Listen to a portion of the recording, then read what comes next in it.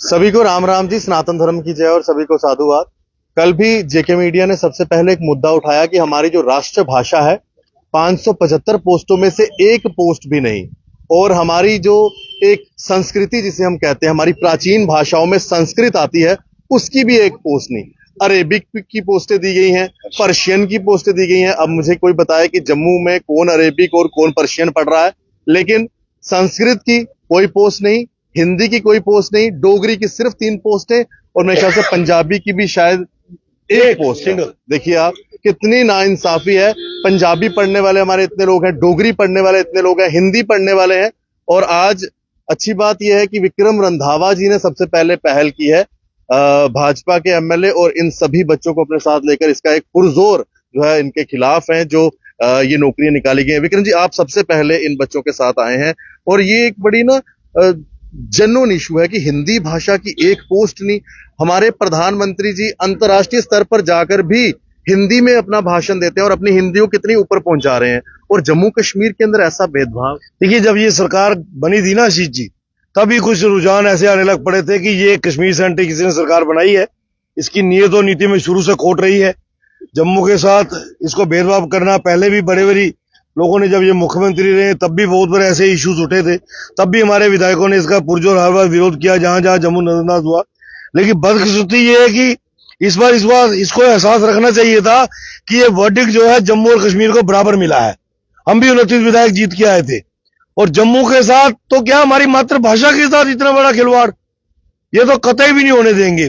500 से ऊपर आशीष जी बच्चे हैं मेरे हिसाब से जो पोस्ट ग्रेजुएट हो चुके हैं, ओवरेज जो हिंदी में एमफिल पीएचडी करके बैठे हुए हैं, एमए हिंदी की हुई है।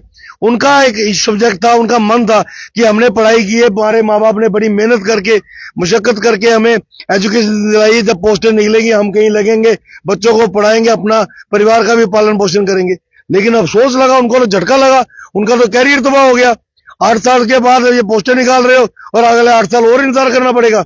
और हैरानगी देखिए, 20 जून 2024 को 47 हिंदी के कंट्रेक्चुअल लोग लगाए गए, उनसे नौकरी ले रही है सरकार। इसका मतलब 47 पोस्टें थी ना जहां पे उनको लगाया हुआ है, तो उनको ही रेगुलराइज करने के लिए आप एडवर्टाइज में 47 पोस्टें डाल लेते।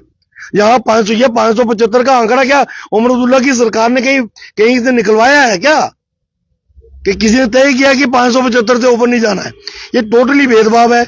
अरेबिक और पर्शियन का आना तो एक्सेप्टेबल ही नहीं है। तो मुझे लगता है कि इसके लिए एक बड़ा प्रोटेस्ट अगर खड़ा करने की जरूरत पड़ी, हम वो भी करेंगे। लीगल अगर एडवाइस लेना पड़ा तो लीगल एडवाइस भी लेंगे, लेकिन ये प्रोटेस्ट जो है एक दिन का आंशिक प्रोटेस्ट नहीं है, ये बच्चों का संघर्ष जो है इसको अंजाम तक पहुंचा के रहेंगे। हमारी डिमांड है इसमें 200 पोस्टें हिंदी की ऐड करो, 20 पोस्टें पंजाबी, 20 उर्दू की, 20 डोगरी की और 20 संस्कृत की ऐड करो। उसके बाद पीएससी को हम आगे काम करने देंगे। बिल्कुल, एक तो संस्कृत की भी एक भी पोस्ट नहीं है। यहाँ पे संस्कृत विश्वविद्यालय चल रहा है, अगर विश्वविद्यालय यूनिवर्सिटी पूरी बनाई गई है और एक भी पोस्ट ना देना तो फिर यूनिवर्सिटी का क्या काम है? हमारे एलजी साहब संस्कृत के विद्यार्थी रहे हैं, कितना बढ़ावा उन्होंने दिया संस्कृत को लेकर। हमारी संस्कृत को लेकर एक संस्थाएं ऐसी बनी हुई है। मेरी उनसे भी सुबह बात हुई, रोहित शास्त्री जी, उन्होंने भी कहा कि मेरी ऊपर बात हुई है। मैंने कहा ये लातों के बूत है, बातों से नहीं मानेंगे, ये उससे नहीं होगा, ये टेढ़ी उंगली करके घी निकलेगा। इसलिए उंगली टेढ़ी करनी शुरू करो। जब तक इस सरकार को एहसास नहीं होगा, इनकी खुशकिस्मती है कि असेंबली नहीं लगी हुई है। असेंबली लगी होती तो मैं इनकी वहां पे भी बखियां उधेड़ता। लेकिन ये यकीनन है जम्मू का हर विधायक, बीजेपी के तो 100%, ये जो बेचारे बाहर से इंडिपेंडेंट जीत के आए हैं, मेरा उनसे भी निवेदन है, अपना थोड़ा सा कॉन्शियस को जिंदा कर लो, थोड़ा सा रत्ती भर। अभी आपने ज्यादा कुछ उनसे जो गुस्तावे खाए नहीं है, थोड़े थोड़े खाए होंगे, थोड़े थोड़े खाए हैं, उनको उगल दो और इस इश्यू को लेके खुल के बाहर आ जाओ। आप इनके साथ खड़े हैं? 101%। बिल्कुल, विक्रम रंधावा जी पहले एमएलए हैं जो इन सभी विद्यार्थियों के साथ खड़े हुए हैं।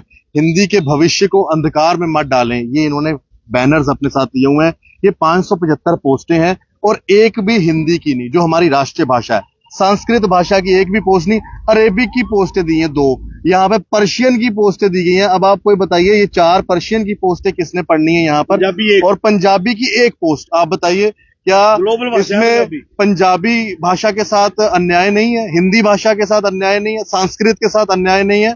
हम रिक्वेस्ट करते हैं एलजी साहब से कि इसके ऊपर संज्ञान लिया जाए, ताकि ये जो बच्चों का भविष्य है वो अंधकार में ना जाए। धन्यवाद जी, सभी को राम राम।